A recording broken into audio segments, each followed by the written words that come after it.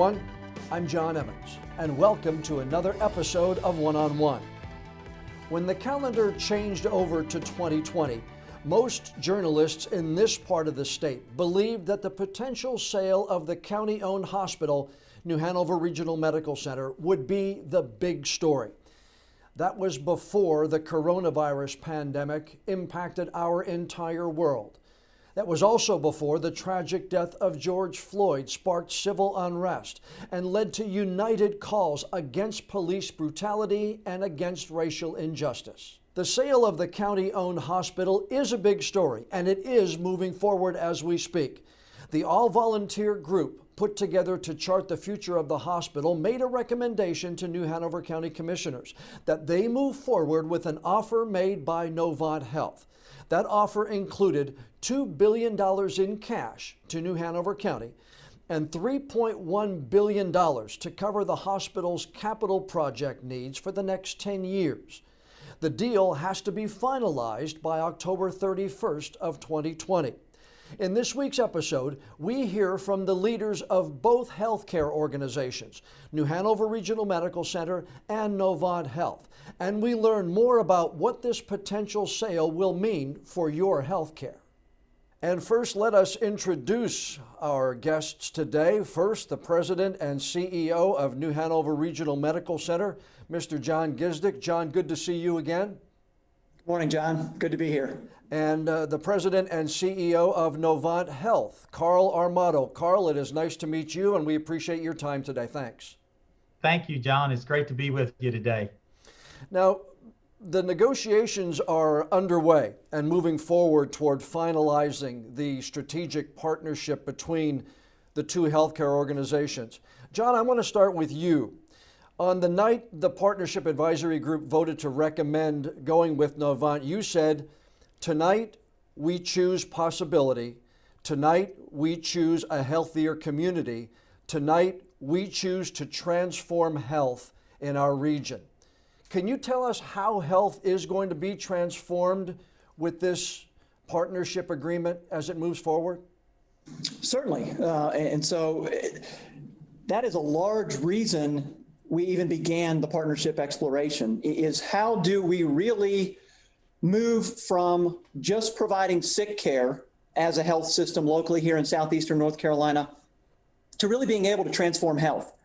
John, as you know, there's a study out there called Healthy NC 2030, which ranks North Carolina as 36th out of 50 states in health status. And southeastern North Carolina has the dubious distinction of having several counties that rank in the bottom half of the 100 counties. So we need to improve health in our region. To improve health, and you have to have the data and analytics. You have to have the resources. You have to have really a different mindset to get outside of just the four walls of the hospital and out into the community. We need to address social determinants of health. We need to address the health disparities that absolutely exist in our community and in our region. These are not new things to New Hanover Regional Medical Center. As you know, we've been talking about these for years, but given our size and scope, we've been only able to make a small impact in those in our community. And quite frankly, with the relationship with Novant Health, I believe it is going to bring the resources, the mindset, the capabilities, the passion to be able to truly impact all of those things, which can start improving the health status of our community and make this a healthier, better place to live. Carl, after the PAG vote, you said Novant and the Wilmington Hospital are natural partners with aligned values and not-for-profit charitable missions. The not-for-profit aside, what told you that the two organizations are natural partners? Well, John, first of all, I'm obviously, Novant Health is humbled and honored to have been selected to be the partner for New Hanover Regional Medical Center and the community. And I will tell you, it's been because we've worked with New Hanover Regional Medical Center for now 10 years with our Brunswick, Novant Health Brunswick Community Hospital. And that relationship has grown. The interaction with New Hanover has proven that the cultures are aligned, the mission, the vision, the values of our caring for people and caring for the community is very much aligned. And so as we work together on our air link, air ambulance, other clinical capabilities that we've worked on together, we've just grown closer to admire New Hanover Regional Medical Center for what it stands for in just providing superior quality. And really, it was very aligned with Novant Health and our mission of delivering remarkable health care to all in every community.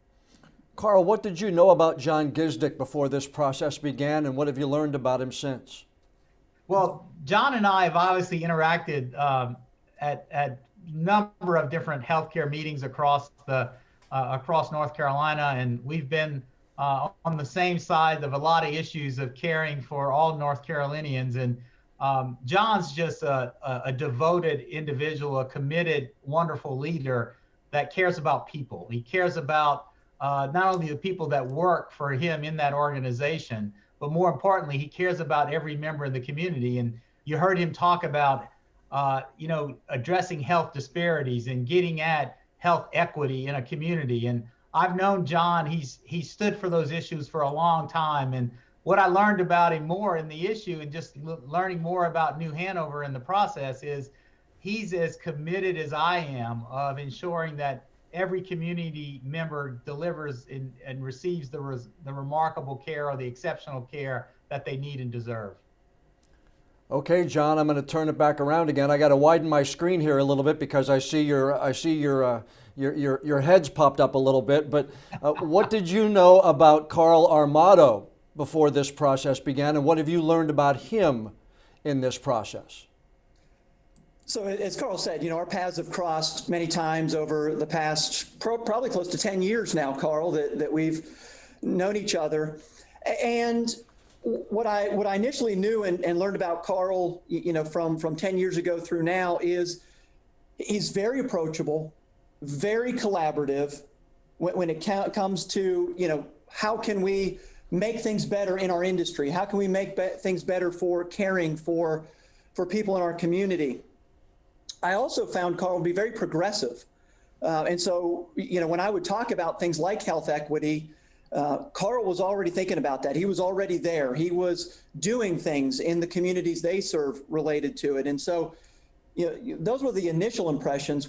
As we spent more time together, what I appreciated even more about Carl was something I do think we share in common, which is really being people-centric in our organizations and having that commitment to the teammates in our organization. And that is a common culture that we share. It's also being very physician-friendly. You would assume that's the case in healthcare. It is not always the case in healthcare with healthcare administrators. And Carl is a very physician-friendly CEO and organization. And that's important to me because we have a great medical staff here. We have great physicians in our community. And working collaboratively with them is extremely important. And to see Carl do that in his organization spoke volumes to me. The thing that I have learned since then, since the past few weeks of getting to know each other a little better, to me, is how important family is to Carl. John, you and I have known each other for a long time. You and I have talked about how important family is to each of us. And just being able to talk with Carl and understand, his family and son just got married a couple weekends ago. And to see the importance of family that tells me a lot about a person and was excited to learn that about him. As we go through some of the details of the partnership, John, this is called a strategic partnership, but is this really a sale, or is there a difference between a sale and a partnership? To the public, is this a sale? Yeah, I think that's a great question, John, because I think while some people might call it semantics, technically this will be an acquisition by Novant of New Hanover Regional Medical Center. So on the legal documents, we would be selling the organization.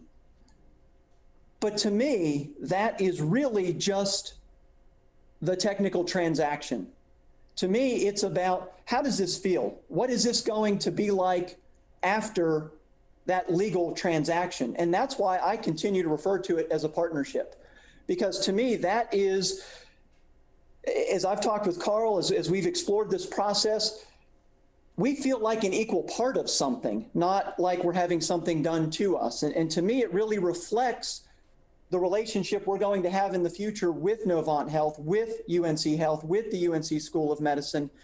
And so while, yes, technically, this will be, from a transactional perspective, a sale, I think in all practical purposes, it is a partnership and will feel like that for years to come.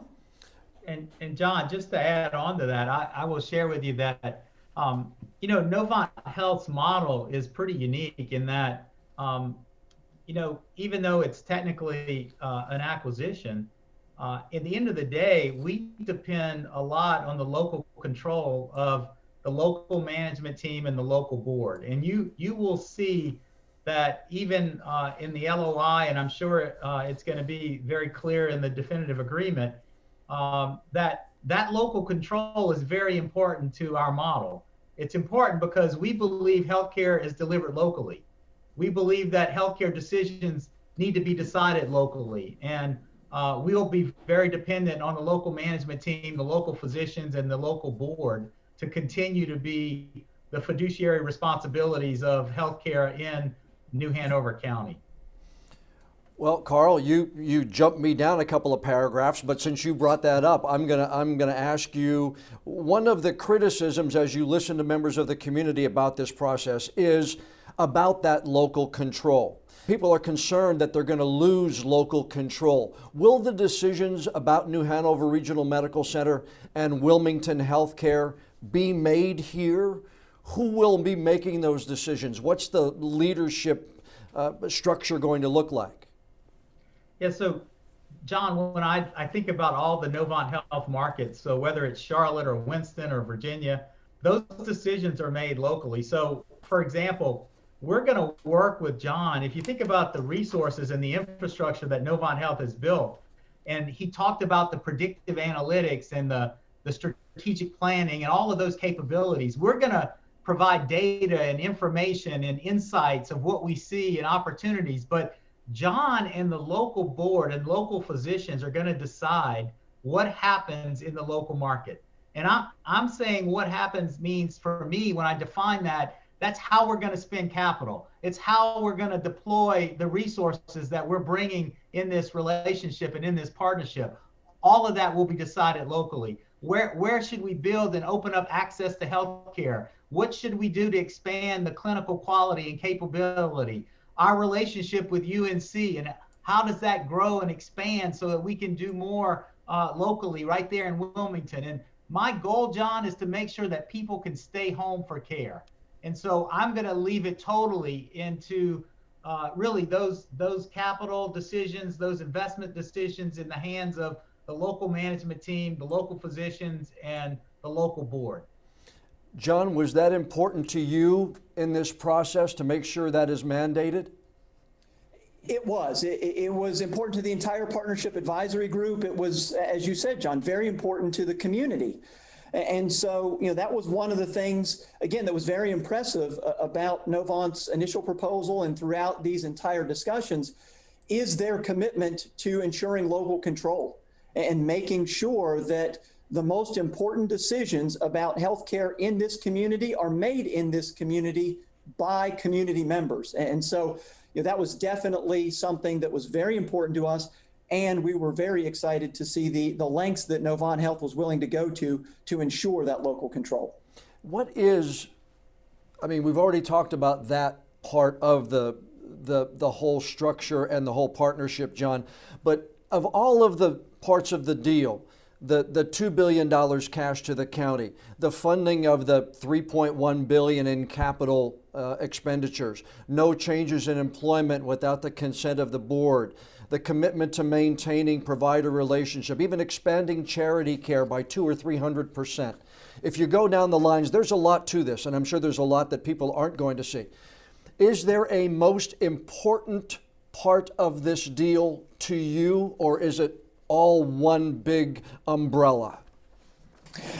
So that's a great question, and I'm going to give you two answers. I do think the totality of the relationship is extremely important and brings everything together. But I have said this from the beginning, and I will continue to say it. The one most important thing to me throughout this entire process and throughout this entire relationship is our people. Our teammates are what made this organization as great as it is. Our teammates are the ones who deliver care every single day. And they are the ones who have made this organization the success that it is.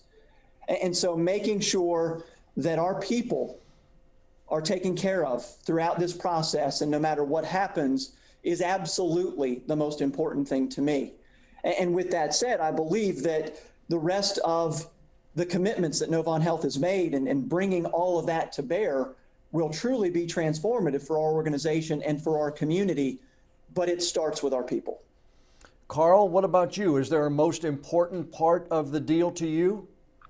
You know, John, when I think about the deal, I also think about the people, because it's it's a culture that really allows a strategy to become successful. And I'm so excited about our ability to really integrate the two cultures of caring, the cultures of really focusing on unmet healthcare needs in the communities.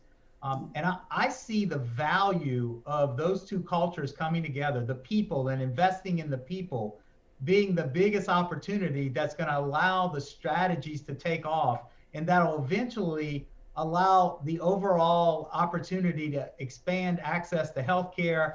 And eventually, when you look at all of that, that's what is going to get me excited about the impact that we're going to have on the community. Carl, I asked John about one of the criticisms and one of the things that people in the community have talked about. I want to ask you about people talk about the consolidations in healthcare, that they have a tendency to drive up the cost because of the lack of competition. Will that happen here? John, it will not happen here. And I tell you what, I've prided myself on. I've been with Novant for 22 years, 9 now as the CEO. And I really have paid a lot of attention to driving value. And when I say value, we're known for the highest quality and the most affordable pricing across North Carolina and beyond. So what I'm proud to tell you, John, is we're going to continue to demonstrate how we lead in quality and safety and drive the utmost superior quality healthcare in the Southeast region with John and with New Hanover Regional Medical Center, but we're also going to be very affordable. And so what I would tell you is this is not about pricing. This is more about how do you come together, drive quality, open up access, and really then drive more value to people and be able then to contract for that value that you're providing. Carl, you don't know this, but John knows this about me because we have known each other for a while. My father was a small town doctor. He was the guy who set your broken leg, delivered your baby, took out your appendix, would make house calls with his little black bag. I remember going on house calls with him when I was a child, to actually go when people would call at night to go see people. But healthcare has changed. We all know that. In your time, since you left Patterson, Louisiana, and since you went to the University of Southwestern Louisiana, Lafayette, and got your undergrad and then your master's degree, and you've been with Novant now for 22 years, has the transition in healthcare really been inevitable to you because of the influence that insurance has on healthcare? It's a completely different animal now from when my dad practiced in the 60s and the 70s and the 80s into the 90s. Well, John, I will tell you what I've learned over those years is that scale does matter. It matters in a lot of different areas, but the ability to address unmet healthcare needs, to get at healthcare disparities and address health equities and being able to be affordable for all, scale really plays into that. And so I will tell you though, when I think about your dad and the work that he did, it's physicians who really paved the way for what healthcare needed to be locally and in communities and in neighborhoods.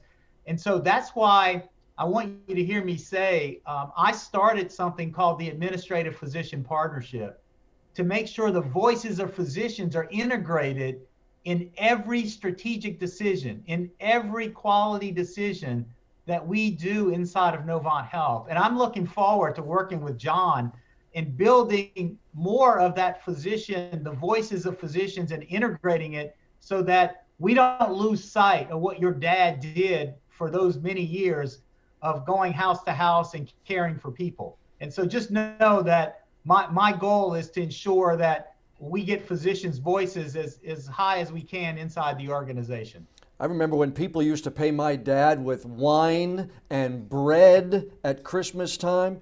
And John, I've told you these stories in the past too, is that it's a different animal. Even in the time, I mean, you're a Western PA guy. You've spent now almost 30 years in healthcare, and you've seen this industry change dramatically. Could you have seen at the time you got into it? I mean, you majored in hospital administration, so you wanted to do this for a long time. Could you have seen healthcare from that time go to what it is now, to really being an insurance-driven industry? You know, probably didn't see at that time, the insurance-driven piece of it, but I think it's bigger than that, John. I mean, I think it really comes, you know, your dad was caring for one person at a time. What was best for them, what they needed right then. And, you know, as healthcare has changed over the years, you know, I think the model that we have is unsustainable. It's not affordable. It's 18+% of the gross domestic product. And so we need to transform that model. We need to address the health of each individual and how do we help them achieve their highest attainable health status in an affordable way. And affordability means something different to everybody. And so, you know, as you know, we've been talking about that for years at New Hanover Regional Medical Center. And how do we do that? How do we move in that direction? That's easier said than done. But we know we can take steps in improving quality, in reducing cost, in addressing those health disparities, and improving the health status of individuals in our community. But that takes resources. That takes resources from the standpoint of data and analytics. That takes resources as in money. That takes resources as in having the capability and capacity to make those impacts. It's, you know, giving physicians the ability to care for those patients and not have to really be seeing so many patients at one time to sustain their practice. And so there are a lot of changes that need to take place in our industry. I think we can do that collaboratively with insurance companies if we can find the right approach. And again, I will go back to that is something that we have seen. We have been talking about at New Hanover Regional Medical Center for years. That's really what our mission and our vision call us to do. It's a very ambitious mission and vision. The question is, how do we do it? How do we get there? And that's what led to the partnership exploration. If that's truly what we're committed to, we need to find a way to make that happen and make that a reality. And so when I talked about choosing possibility, you know, sometimes you have to do things differently and really get out of your comfort zone to create that possibility. And I truly believe that's what we're doing. John, you mentioned mission, but one of the first things you did after taking over as CEO when Jack left was change the organization's mission statement. Why did you do that? It's a fair question. It's a great question because the mission of an organization is why they exist. And it is what that organization's North Star should be. And there was nothing wrong with our old mission, but it was a very traditional, historical sick care centered, kind of hospital centric mission. And just like the conversation we just had, looking forward, it really needs to be about the health of the community. It needs to be about embracing all aspects of the individual, not just health care.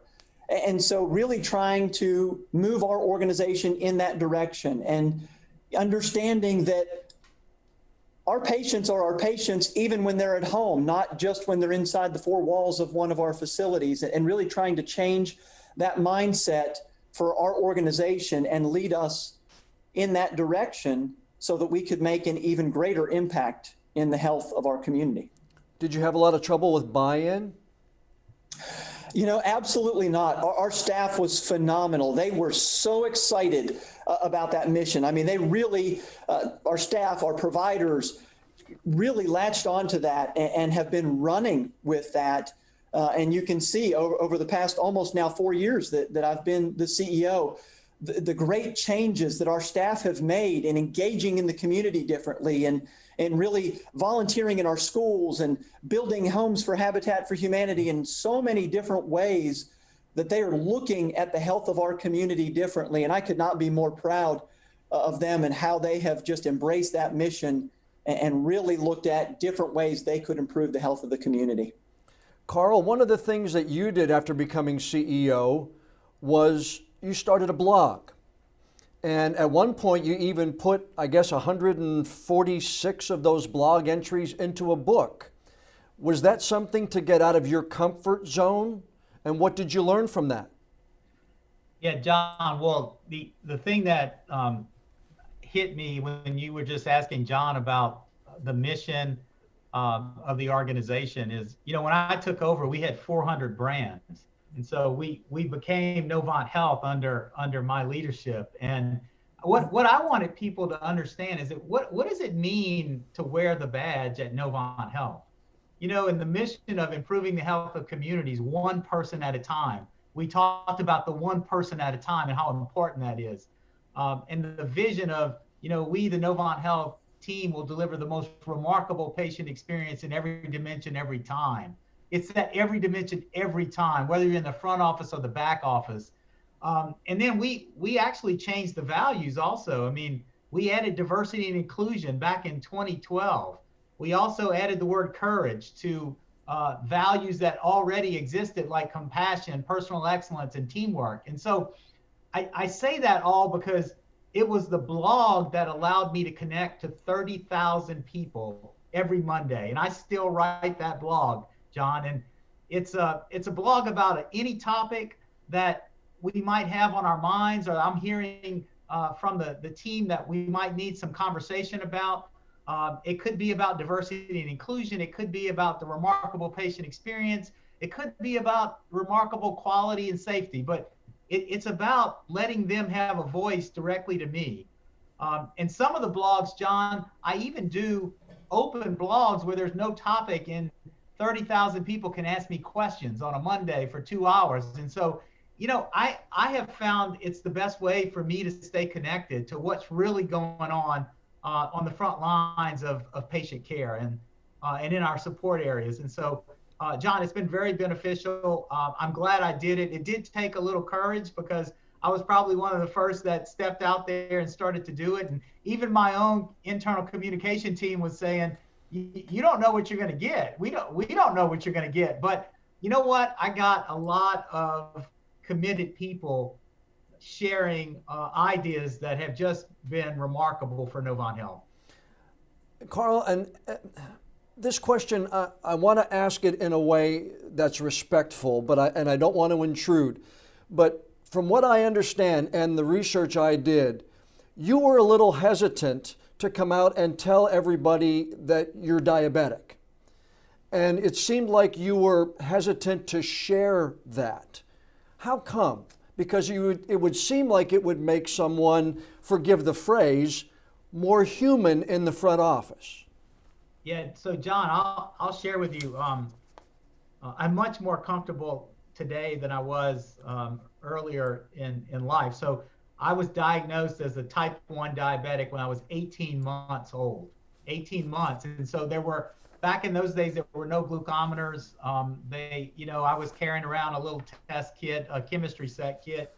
And I'll tell you, what happened to me in my early years was I heard a lot of stories of I might not make it, past 20 or 30, or they told me I was getting an eye checkup one time. I was sitting in the chair of the ophthalmologist, and he was looking at my retinas, and he said, Carl, you don't have any damage now. And he was asking me what I wanted to do in life. And I was only 14, 15 at the time, and I was talking about becoming an accountant, a CPA. And he looked at me, John, and he said, "Ooh, you might want to try another career, that you might not be able to see after 20, 30 years with diabetes." And I was frightened, John. So I started to hide it. I was worried that by telling people, they would hold me back or not allow me to soar or do things that I thought I could do. And that was wrong to do that. But back in those days, people didn't have a lot of confidence that you could do a lot and survive. And people were more cautionary about letting you do things. And so I remember going home after that doctor's visit, though, and my dad pulled me aside. He had me get on our knees, and we said a prayer, and I never forget the prayer because it's why I'm here today. Part of it was, John, just to allow me to deal with diabetes the way I can and manage it the best I can. And then the second part was allowing me to use diabetes to help others. And so what I'm telling you today is I'm out talking about it, helping other type 1 diabetics, and I'm using the disease as I go into every board meeting, every discussion about care, is I look at it through the eyes of a patient, and what is it that I would want so that I can give it to others. Well, John, to humanize you a little bit, what do you think might have happened had that test you took in high school showed something different, that you may not have gone into hospital administration? You may have gone a different way? Yeah, so, it's interesting. That test actually did say something different. It said three things. It said that my three top interests or possible careers would be biomedical engineering, pharmacist, and healthcare administration or hospital administration. So, John, biomedical engineering and pharmacy require you to be really smart. So I looked at that number 3 there, and no. So, it's interesting because looking at those three things, I actually thought I wanted to be a pharmacist, and that was going to be my first choice. And I had the opportunity to shadow a hospital administrator when I was in high school. And it was just amazing to see everything that went on and all the different ways that they were able to help people interact with the community and everything. So, yeah, it's amazing to think about what if, but I think Carl's story is an important one, because as leaders in our organization, and it doesn't just, you don't have to just be the CEO. We really have, I think, the opportunity, but also the responsibility to role model for our organizations. And, I've talked about this over the years, and I think it's very important to humanize everyone as a leader, and we're all just people at the end of the day. And, put the titles aside, put all that aside. The reason we're all here is to care for our community. And I think every opportunity we get to show that to our staff and to our organization, you've heard me say this, I think the most undervalued trait in leadership is vulnerability. And we have to role model that and make it a safe place in our organizations for people to be human, to be vulnerable. Because let's be honest, we're all dealing with stuff, right? I mean, we're dealing with stuff at work, we're dealing with stuff at home. And to pretend that doesn't impact us everywhere in our life, we're just kidding ourselves. And so how do we set that example and be able to tell our story, because it's not about us. It's about, by telling our story, we're empowering somebody else to be comfortable telling their story. And don't want to get too much off topic here, but everybody is dealing with something right now. And how is New Hanover and the entire network dealing with the pandemic? I mean, we see the statistics, they come into our newsroom all the time, and we're giving people numbers on a nightly basis of people that are hospitalized across the state and people who have lost their lives. But you're walking around inside that hospital. How has New Hanover and how is New Hanover Regional dealing with this unforeseen, once in a century happening? You know, I'll give you several different answers. You know, first and foremost, my staff and our providers are doing a remarkable job with dealing with this. As a matter of fact, right before we got on this podcast, John, I went up and rounded on our COVID unit. And I just can't say enough about the staff up there, the providers up there, the compassion they have. This is just an unbelievable example of people putting the community's needs above their own personal needs. Every day, they're entering a very challenging situation and doing so with remarkable compassion and professionalism. And I could not be more proud of what they're doing in a very difficult situation. And so, you know, because COVID is very real. We see the numbers, but behind those numbers are people. And that's what's most important. Is it's a lot more than numbers. These are people, these are friends, these are family, these are neighbors right here in our own community that are very sick. And as you said, we even see the numbers of those who have died because of this disease. And so we need to take it very seriously. And we are at New Hanover Regional Medical Center. We're being very diligent about personal protective equipment, about being very diligent about hand washing and precautions that we can take. But at the same time, it is a struggle because, you know, COVID shows us as a community and, quite frankly, as an organization, just how vulnerable we are and just how fragile we are and how quickly circumstances can change.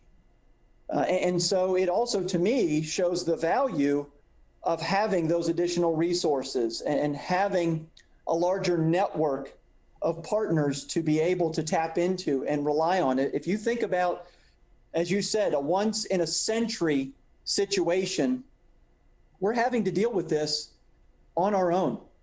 We're having to find PPE on our own. You know, financially, we've taken a big hit from COVID because of doing the right thing and trying to limit procedures, which happen to be our profitable services. Recovering from that financial hit, we're going to have to do on our own. So there are a lot of impacts from COVID-19.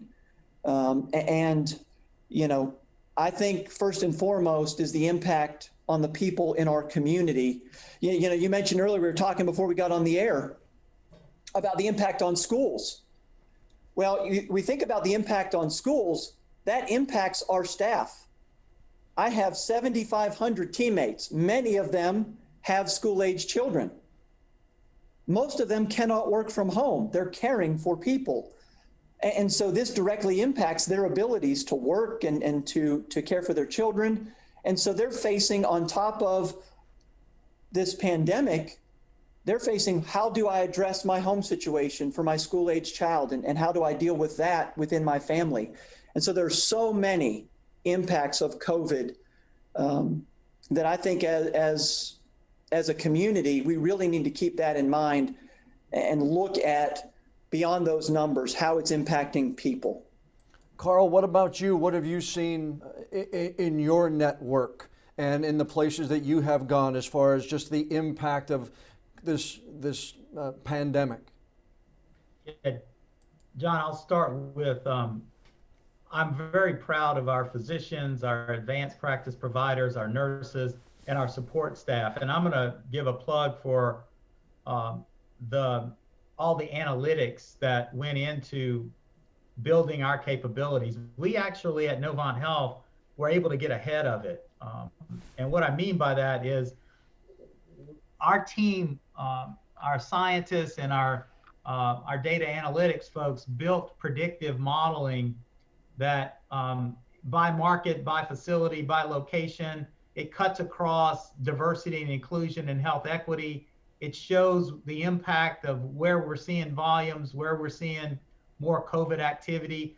We were able to early get out in the community and open roughly 25 testing sites, which these respiratory assessment centers allowed us to quickly find where COVID was, spreading quickly and rapidly. And so, for example, there was I'll give you this example. We were dealing with a Hispanic community where the positive test rate was as high as 30%. Wow. And so by getting in there, and then we've already distributed 450,000 masks to those in need. We were able to get in there with education, testing, social distancing discussions, and masks, and we brought that positivity rate down below 10%. So what I'm getting at here is the analytics behind it has been very helpful for us to keep up with the personal protective equipment, to keep data in the hands of our physicians so they knew where and when patients and what kind of patients were experiencing mortality issues and other factors. And now I'm proud to tell you, John, that right now we've got a 91% recovery rate in all of our hospitals. We've already sent over 2,200 patients home that were hospitalized. So what I'm excited about is our team got ahead of it, and our doctors and our frontline nurses and advanced practitioner providers are doing remarkable work. Carl, this process, the letter of intent says has to be done by October 31st. But what are some of the first things the public might see from this partnership? Name changes on buildings or logos. What in your mind are some of the first things the public will actually see? Yeah, John, I would tell you that the first thing I believe the public's going to see is John and I and the local board will be working together with the local physicians to really look at opportunities to address health equity and address maybe some of the social determinants of health and try to eliminate health disparities. You may see us also look at what other opportunities can we do to open up access to healthcare. So I would be less focused on name changes and things that in my mind can be discussed and come later. We're going to be focused on what can we do to drive value to the community that we're here to serve and the communities, the surrounding communities.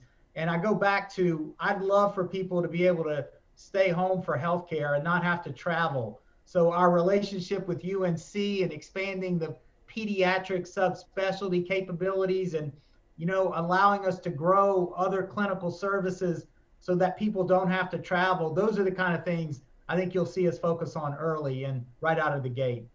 John, will a patient or will a family have to worry about a change in insurance coverage or something like that once this deal takes effect? Absolutely not. So I think that's, again, a great part of this relationship is the commitment to make sure those relationships remain intact and that there is little to no disruption to patients and their coverage as a result of that. And as a matter of fact, quite honestly, I think we're going to see an improvement there. Novant has a much more generous charity care policy currently than New Hanover Regional Medical Center does. And so we're talking about the ability to implement that right away to be able to offer more care, more affordable care to more people. And the fact that community members in the areas that Novant serves don't even get a bill if they're within 300% of the federal poverty limit is remarkable. And so I'm excited about the opportunity to not only maintain the existing access that we have, but to be able to offer an enhanced charity care policy related to that. So I think there's tremendous opportunities there as well. John, at some point in time, I'm going to have to give up my seat on the anchor desk here at WECT. I don't know, they may kick me out before I'm not able to do it again. But 5-10 years down the line, maybe when I'm not doing this anymore, and you've talked long term, 5-10 years down the line, what are we going to notice that we'll look back and say, that was the right decision? What kind of a sign will we see? And I'm not talking about like a logo sign. I'm talking about a sign in this community that I'm going to say, or somebody in this community is going to say, that was a good decision they made back in 2020 to partner with Novant Health. John, I think that is a great question, and I think that's what we should be talking about and thinking about as it relates to this relationship. And I could talk a lot about individual things. To me, it's going to be, has the health status of our community improved? And really seeing, to me, the health rankings of our region improve. There is no reason, to me, my vision, it should be unacceptable for us to rank in the bottom half of a state that ranks in the bottom 25% of the country in health status. We should want better for our community. I know we were talking about your grandchild. We should want better for ourselves, for our children, and for our grandchildren, and for them to be able to lead healthier lives right here in our region, not have to leave here. And, so I think about, and when I think about possibility, Loma Linda, California has the distinction in the United States of having the most centenarians, those who live above 100 years old, anywhere in the United States. I'm not that old, John, but yeah, I'm getting there. But you want to live to 100, right? I'd like to. I don't know if Sheila wants me to, but I'd like to. She wants to live to 110. Yeah. Why shouldn't that be Wilmington, North Carolina? Why shouldn't that be southeastern North Carolina? Why shouldn't we have the distinction of being one of, if not the healthiest communities in America? This relationship, the resources that we're talking about through this relationship, both for our organization and for our community, absolutely can make that possible. And so I believe, maybe not in 5 years we can accomplish that, but we should see signs of the health status in our community improving, disparities being reduced and eliminated, and that we are on the path to being destination health in the United States. Carl, I'm going to put the same question to you. What is a sign that people would see in 5 or 10 years that they're going to say Novant was the right partner for New Hanover Regional Medical Center? Well, first of all, John, I will highlight first, you will see us addressing unmet healthcare needs, whether it's the health disparities that we talked about, behavioral health, whether it's, I was thinking about whether it's alcohol addiction or opioid addiction. You're going to see us bringing resources into the community that opens up access to healthcare. So in my mind, that's a 5-year, people will see it, feel it, and be part of that. When I look out 10 years, though, I go back to what John ended with, and that's, I really want New Hanover Regional Medical Center to continue to build on its high quality legacy with remarkable physicians. And I want it to be the destination place, not only for patients, but for physicians that are studying medicine and others in the community. It ought to be the destination place for research, the destination place for healthcare in the southeast part of North Carolina. So I'm actually looking forward to building that day and continue to build it day by day so that this is the destination place for healthcare. Is that realistic? Can Wilmington become that destination for research and med center, teaming up with the UNC Med School? I think it's highly possible, and there's a great opportunity. When you look at what we're going to come with initially with UNC, with just expanding, the number of residents from 18 to 30, expanding the clinical research, expanding other capabilities on research and clinical capabilities. When I was thinking about the pediatric care that we're going to expand and the subspecialty care for pediatrics, there's more and more opportunity there. And I think it'll be up to John and the local board and the local physicians to expand those capabilities with Novant Health. Yeah, John, I'd jump in there. I absolutely think it's possible. I mean, we know we have a great place to live, right? We have the natural assets here already. They didn't tell people like you and me that there were schools at the beach. You know, we ended up in the middle of Pennsylvania in the snow in school. And so who wouldn't want to come to southeastern North Carolina to live, work, and play? And when you think about the natural assets we have, you think about the fact that we would now have the expanded relationship with UNC School of Medicine. We're talking about medical school training here. We're talking about potentially, you know, an allied health campus here in Wilmington with schools of pharmacy and dentistry and allied health. You take training students and clinicians here who typically stay here. You combine that with the investment that Novant Health is going to make in our organization. We talk a lot about the proceeds from a sale. The capital investment is even more than that. And so we're going to have the facilities, the services here, and spread those throughout the region. And then you combine that with the $1.25+ billion that the community will have in a community benefit foundation, unlike almost any community seen in the country, to invest that in improving our community. That to me is a recipe for success and absolutely makes it possible for this to be that destination for people wanting to come here to not only live because of the phenomenal health and community we have, but come here and be trained and stay here after they're trained. Both of you, your time is very valuable, and I appreciate it. I want to ask one more question to both of you, and John, I'm going to ask you first. Who was one person, personally or professionally, who's meant the most to you getting to where you're sitting right here, right now? And you and I have talked about this, John. And it's hard not to get emotional, but it's my father. My dad had a high school education, worked in a steel mill, but was a great read of people.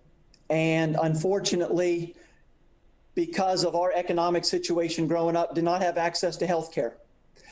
And he died at age 46, unexpectedly. And in the short time I had with my father, he taught me the value of relationships, and he taught me the value of a strong work ethic, and he taught me the value of doing the right thing no matter what.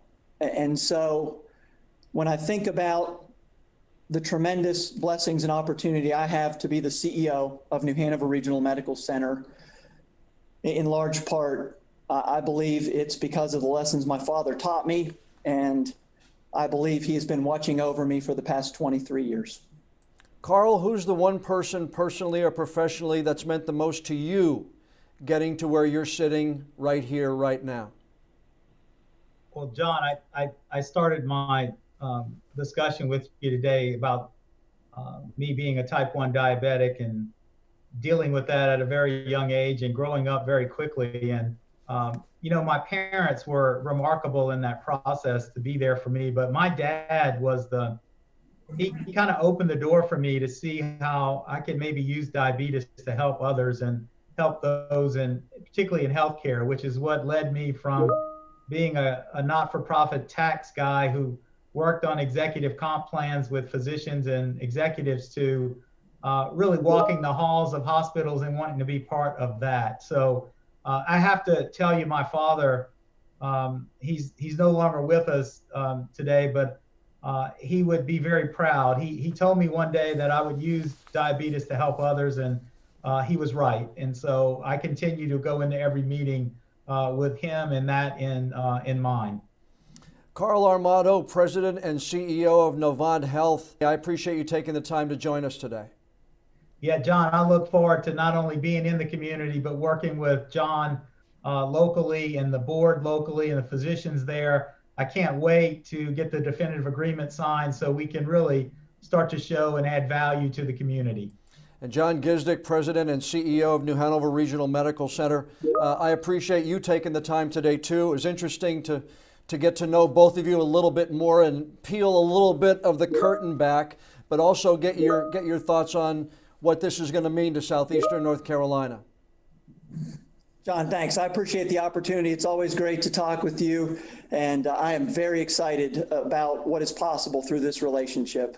Now, negotiations on this process still have a long way to go, and WECT News will cover those negotiations and the process all the way through, keeping the public informed on the sale of the Publix hospital. You can find that coverage on a daily basis on WECT.com and the WECT News mobile app.